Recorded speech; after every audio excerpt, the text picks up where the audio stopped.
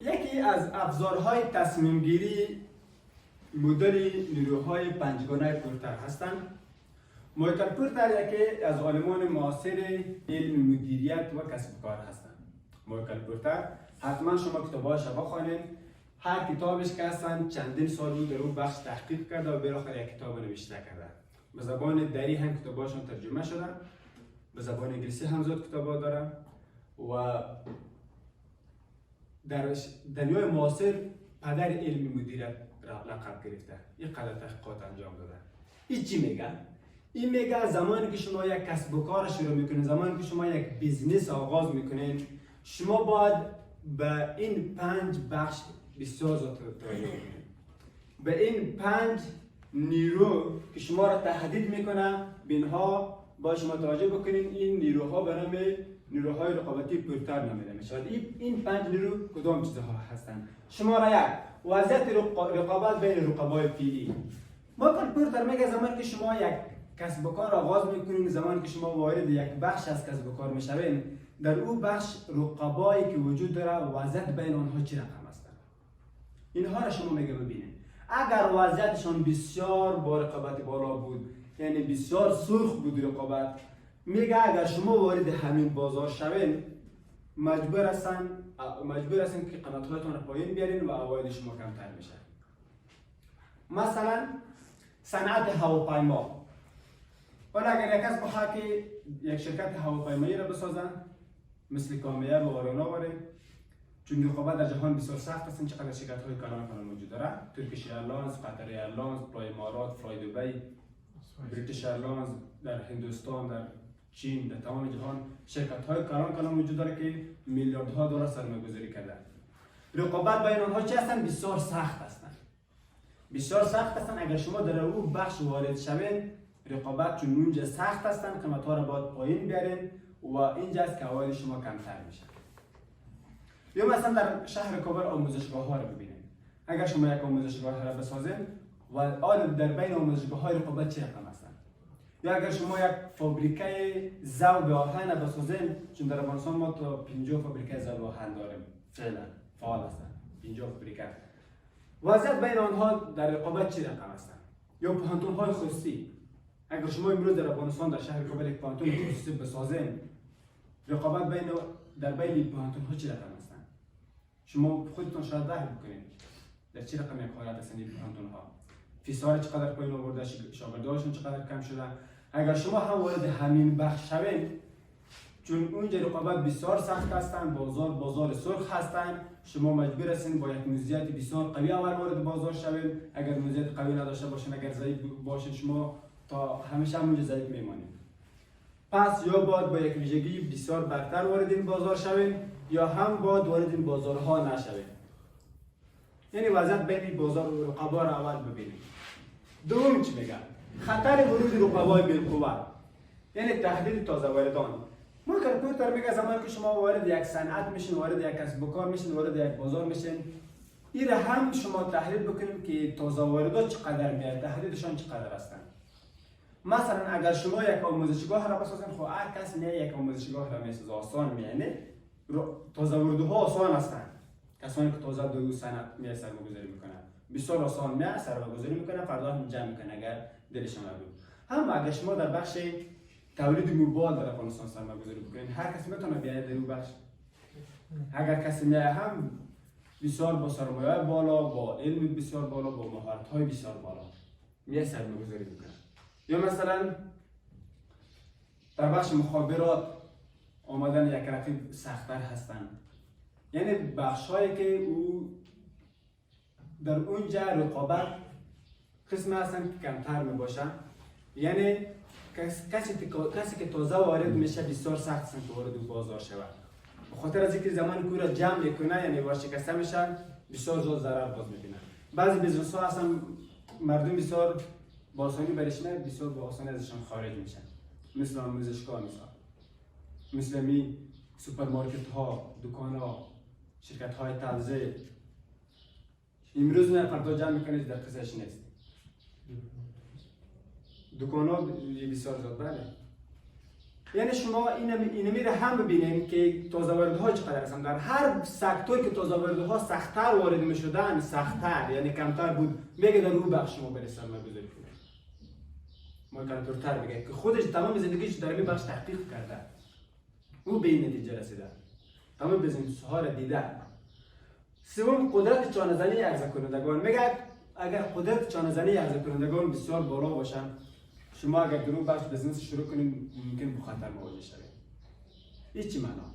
یعنی اون کسانی که به شما مواد خام عرضه میکنن، قدرت چانه‌زنیشون اگر بالا بود، خب تمامشون جمع میشن، مثلا 5 شرکت هستن به شما مواد خام میدن، مثل کشورهایی که نفت را تولید میکنن، با هم جمع میشن. سازمان رو ساخته به نام اوپک.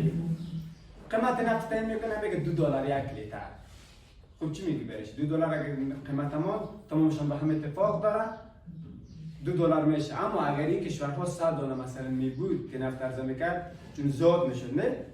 زیاد میشد، 10 کشور قبول نمیکرد، میگن ما $1 عرضه میکنیم. قبول نمیکردن. نفت دوباره ارزان میشد. یعنی اون مواد خامی که به شما میده، کسانی که به فابریکه شما مواد خام میده، اگر او کم باشه 3 نفر باشه، 4 نفر باشه، با همینجور میگه قیمت ما بالا میبریم. قیمت بالا میبریم، یا مثلا قیمت بالا میبریم و به شما مواد خام قیمت تمام میشه. یا سر شما مواد خام بند میکنه، میگه نمیتونی برش باش که شکسته شود. به شما هیچ مواد خام نمیتونه، 5 تاش با هم اتفاق میکنه. مثلا با افغانستان ما مثلا از ایران، از ازبکستان، از روسیه، از بندر حیرتان میاد، از ترکمنستان، از این راه ها اینجا نفت میاد.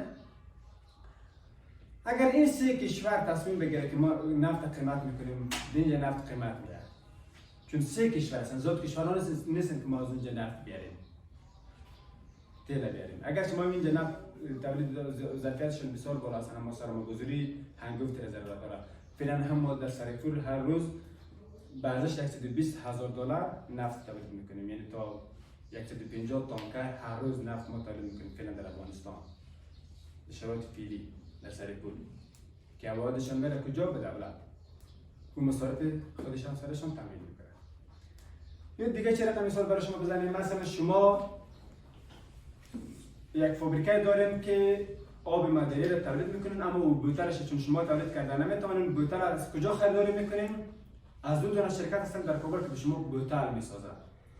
بوتل در تو دادین تو کپسول خرد داره، نمی بازکالا میشه 2 آب میندازن. مثلا 2 شرکت هستن، مثلا مرزها هم بسته شدن. اون 2 کشور تصمیم میگیره که بیاین مرزها خوب بسته شده، اینمی قیمت زیر بالا ببریم. تمام شرکت هایی که آب معدنی را تولید میکنه یا مثلا نوشابه ها را تولید میکنه سر از او تاثیر میکنه. یعنی 1-2-3 نفر هستن که فقط به شما مواد خام میدن. او دیگه تصمیم گیرنده صنعت شما هستن، او تصمیم گیرنده بیزنس شما هستن که به کدام طرف باید بره. یعنی شما را در حقیقت چه میکنن؟ کنترل میکنن. میگه این چیزا را هم در نظر بگیرید. آیا در افغانستان بیشتر فابریکات همین رقم شدن؟ نفر اومده سرمایه‌گذاری کردن، از خارج اومده یا اینجا تحقیق نکردن، $2 میلیون، $1 لک، $5 لک خود آورده یک فابریکه رو ساخته. حالا متوجه شده که به این فابریکه خود اینجا مواد خام وجود نداره. از کجا باید بیاریم؟ از چین باید بیاریم. خب یک روز که نمو را بسته شوند، و اینجا فابریکهشون هم چی میباشن؟ برچاو میباشن. این اول باید تحقیق بکنه که اینجا مواد خامشون تا پیدا میشه یا پیدا نمیشه، با کدوم قیمت پیدا میشه. اینجا که ما اینمی رو تولید میکنیم، اگر در کشورهای همسایه این که تولید میشه اینجا چند دوزه ارزان تمام میشه، آن با آنها ما رقابت کرده میتوانیم یا رقابت کرده نمیتوانیم. بعد زود تصمیم بگیره. زودتر فابریکات ما آمدن، فابریکه را ساخته، ماشینری را آورده، ولی یک کارگر ماهر نیستن که اینجا دو خط تولید کار بکنه یا نمی ماشین را بسازه. ماشین خراب شده، فابریکه پرچاو شده، اینجا به هر شخص وجود نداره که نمی ماشین را بسازه. دوباره تماس میگیره با کشور ترکیه، با کشور هندوستان، با ایران، با کشورهای دیگر که یک کارگر برش روان میکنه. او باز میگه اینجا امنیت خوب نیستن، هتل زیره برشون بگیرین، هتل سیرنا و کانتیننتال برشون بگیرین. تو اینجا که میایه تیکتم برش میگیره، ویزارم برش میگیره، کاراشون خلاص میشه، یک کارگر برشون $4,000-5,000 تمام میشه. و اینجا ما کارگرام نداریم. و وظیفه اداره تعلیمات تکنیکی و مسلکی اینمی هستن که کارگر با مهارت بالا را به بازار عرضه بکنه. اینها ضعیف هستند، عرضه نکرده تا حالا. یعنی فعلا هم 5000 کارمند در افغانستان کار میکنه از بیرون آمده در فابریکات ما.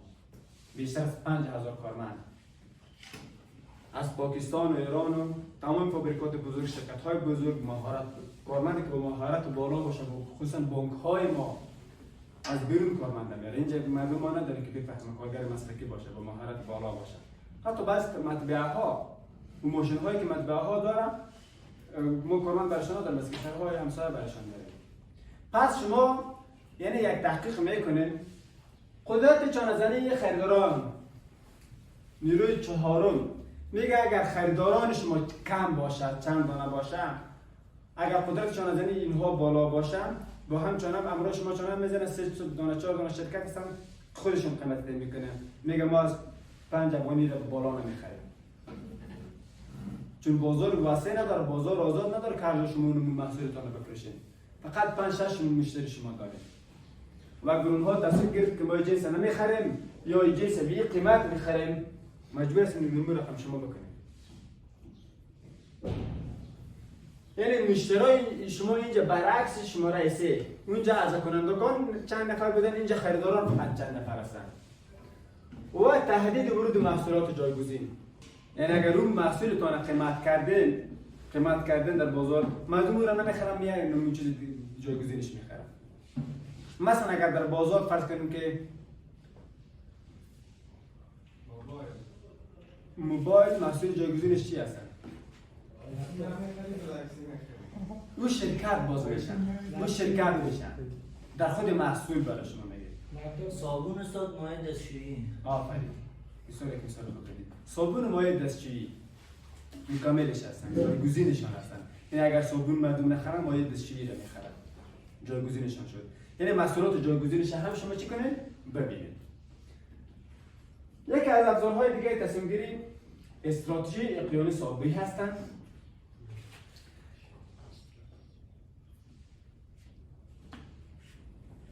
استراتژی اقلیمی صابی چی میگه؟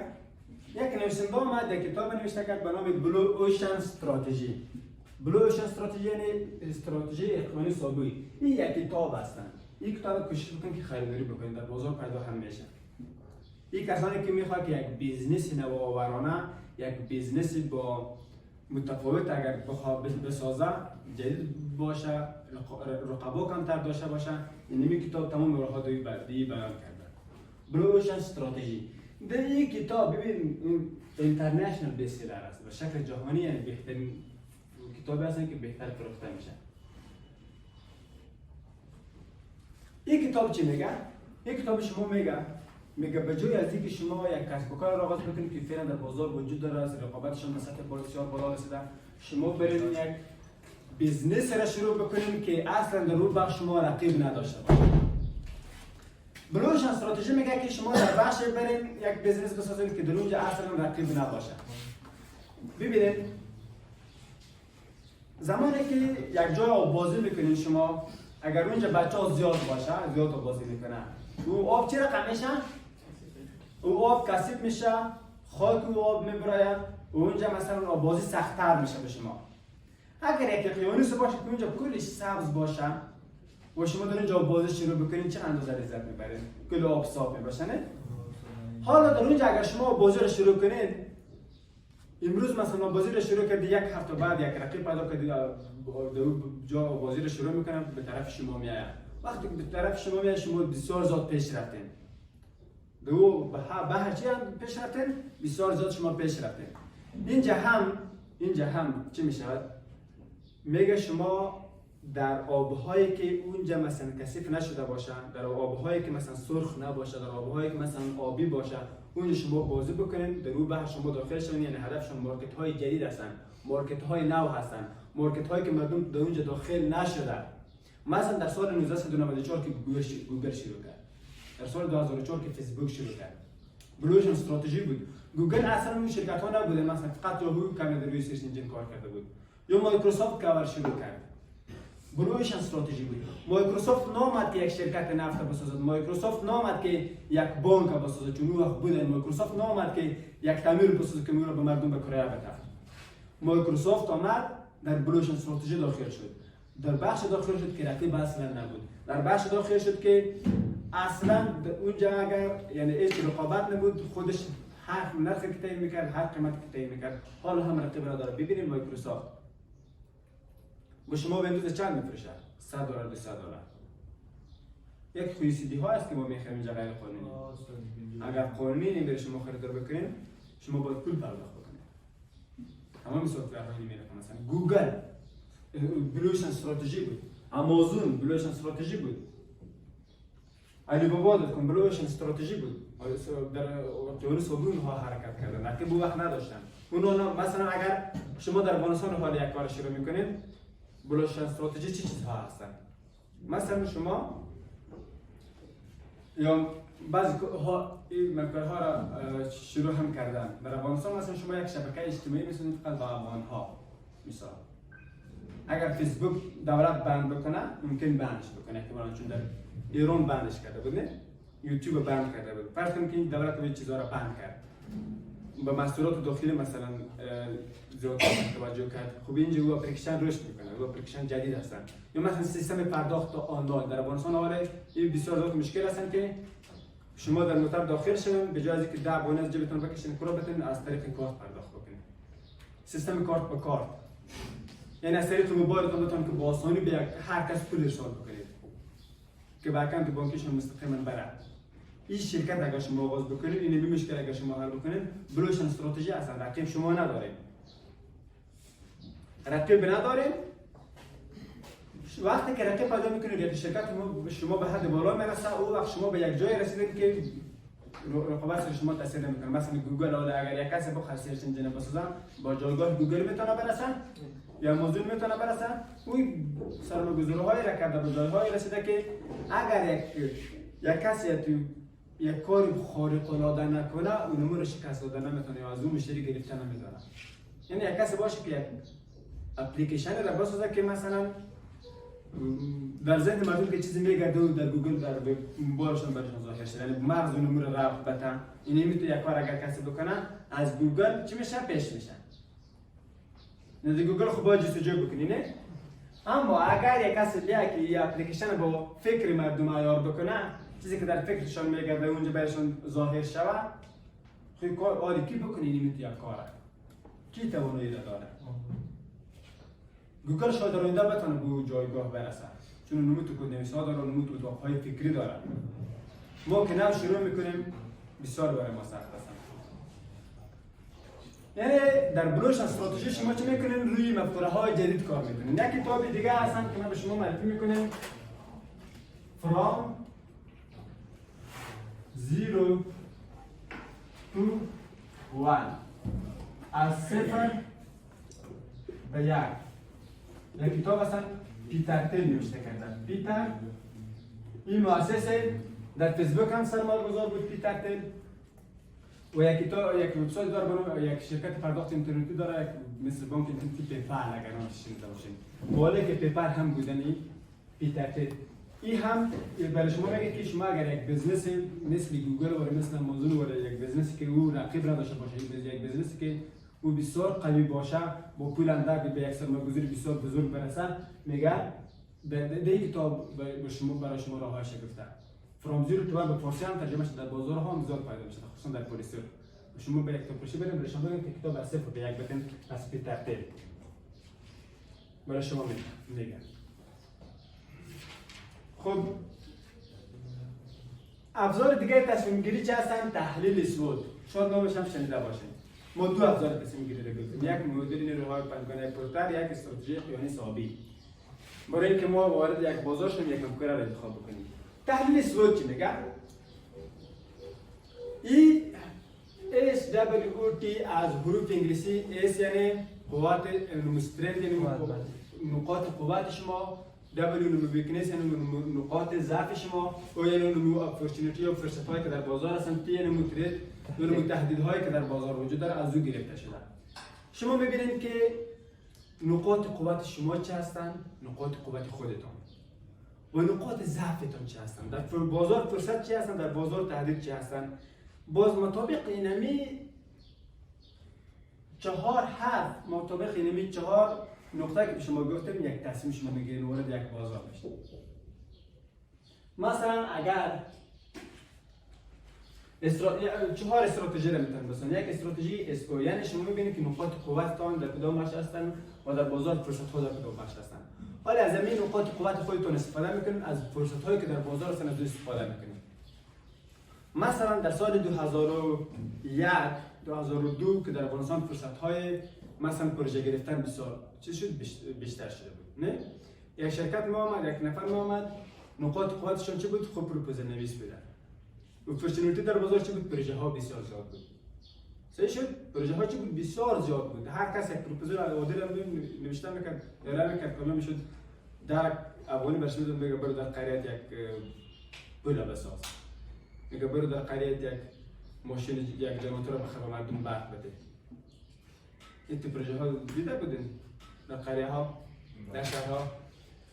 یعنی این حالی چی میاد از نقاط قوت خودشان که داره و اپورتونیتی که در بازار هستن از او استفاده میکنن. استراتژی های WO یعنی نقاط ضعفش هم میبینه و در بازار فرصت ها رو میبینن. حالا نقاط ضعفش هستن که مثلا پروژه ها زیاد هستن، خودش پروپوزال نوشتن میکنه، نقاط ضعف داره. حالا خودش چی میکنه؟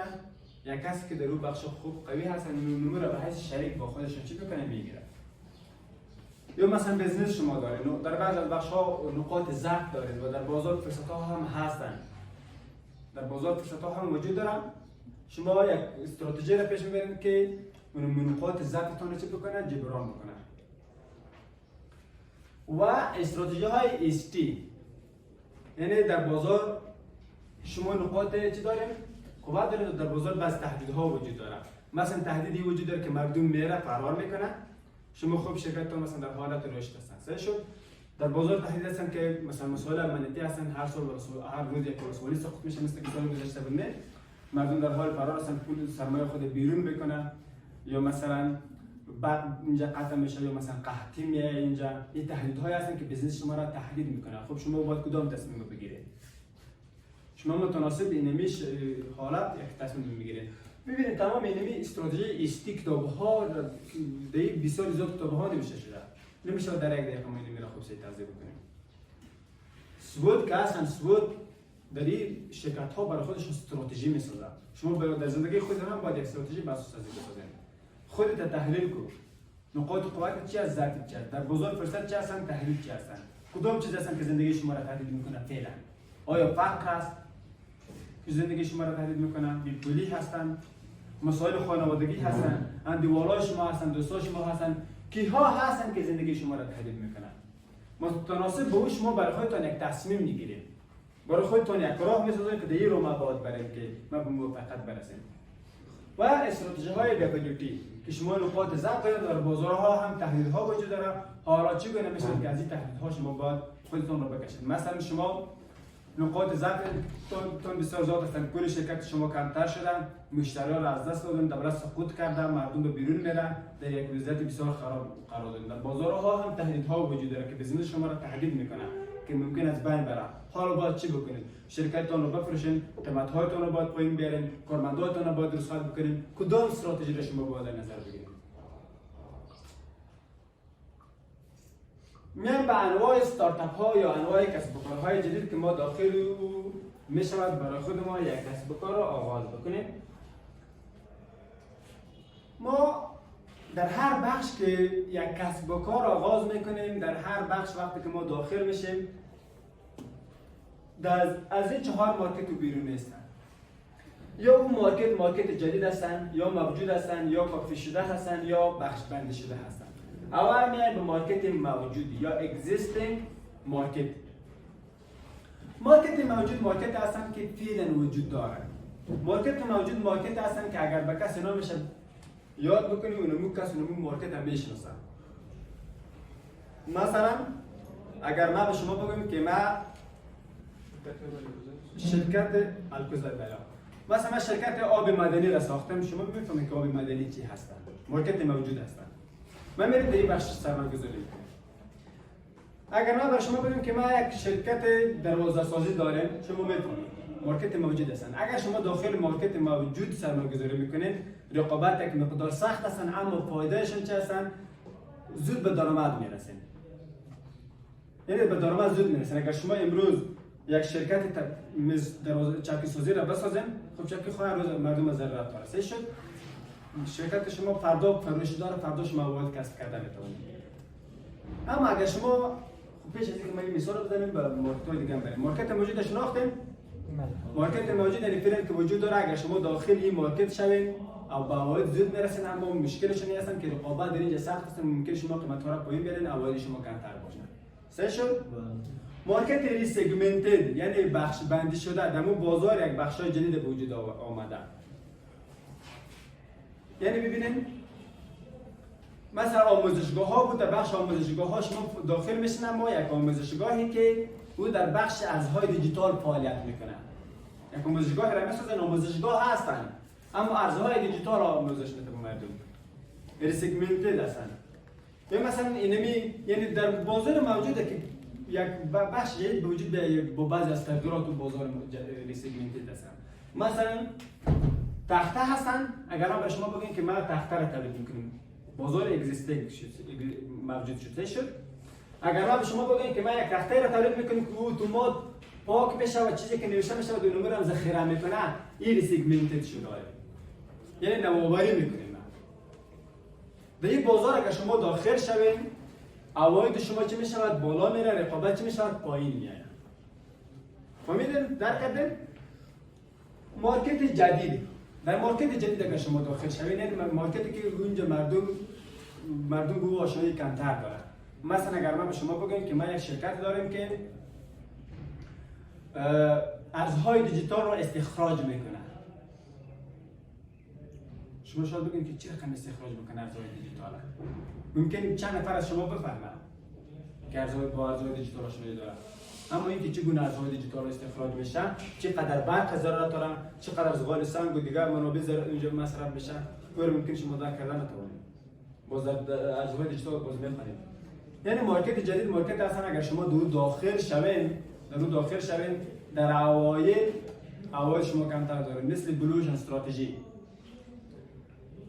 در اوایل شما عوایدتان کمتر هستن، باید شما اول باید پول داشته باشین یا با سرمایه‌گذار جذب کنید.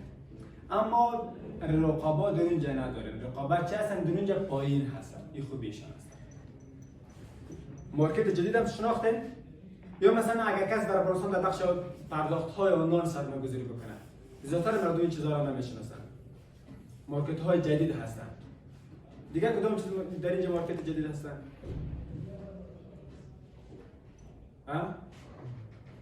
مثلا در سال 1994 شرکت‌هایی که وبسایت برای خودشان داشتن روش مارکت‌های جدید بودن.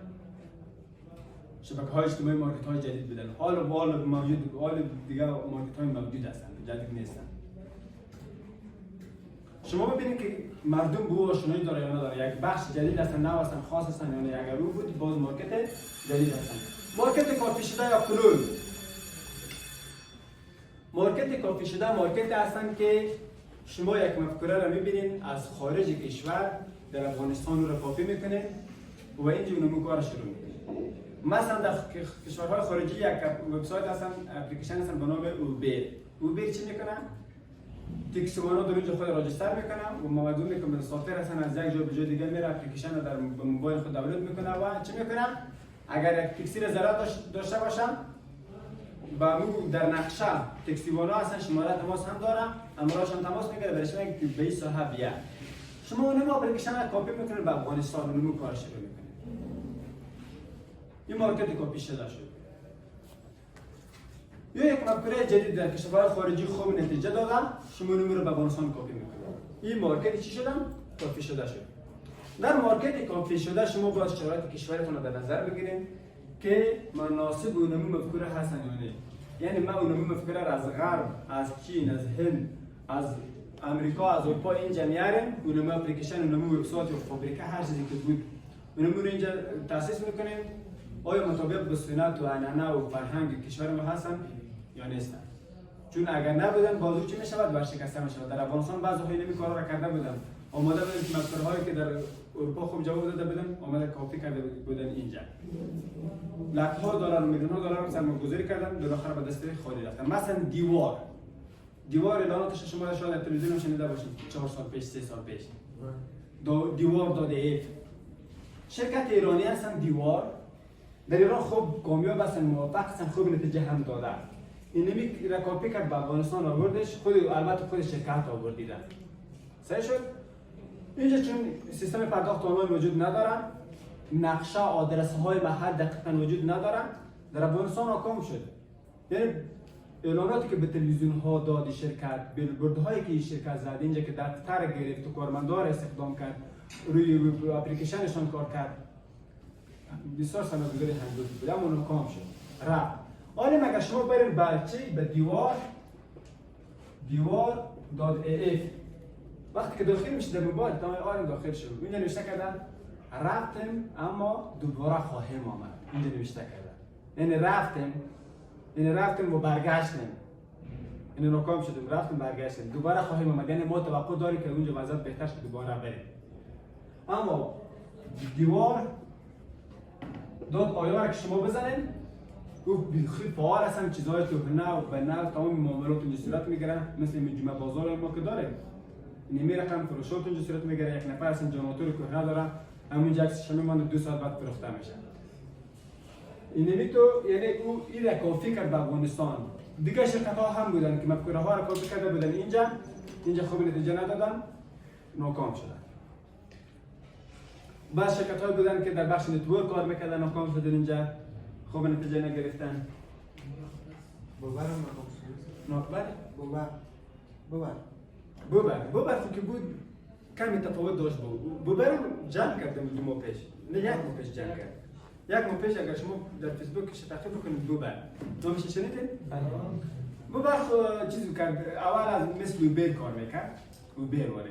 بعد زحمت کرد در مفکر خود تغییرات آورد، بسته ها را هم انتقال میداد، پکیج ها را بسته بندی را. مثلا شما به هرات اینمی بهتر ارسال میکنید، یک بسته دارین، یک خط دارین، هر چیزی که دارین، یک تحفه دارین.